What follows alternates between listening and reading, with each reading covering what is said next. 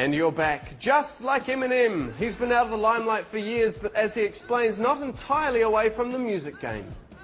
Well, since the Curtain Call record, basically never really stopped being in the studio. I kind of started taking, I felt like I wanted to break from the spotlight, for one, and just wanted to kind of be behind the scenes for a little while. And I spent a lot of time, working on music, and then wham, the Proof thing happened, and that kind of hit me pretty hard. And I was also, battling a pretty serious addiction problem. So it took me actually getting clean, getting sober, coming to terms with the fact that I am an addict and realizing that. And I think going through that whole process and then having clarity enabled me to basically come up with the concept of relapse.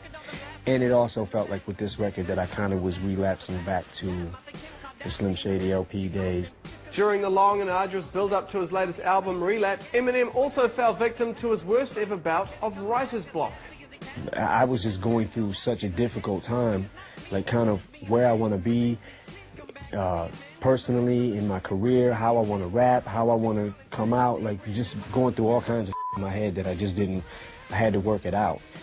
Me and Dre had set up a trip to go to Orlando, and I was kind of nervous about it because I was like, oh man, is this going to be like every other trip we've done, just come up with nothing, be in the studio for 2 weeks and, come back home with nothing, That's what I was kind of wondering. So, but like it seemed like a couple of weeks before that trip, actually, I started writing like a bunch of songs in my head, and it just all started dumping out. So when I went there, I actually had like punchlines and like ready, like basically was stacking up my ammo.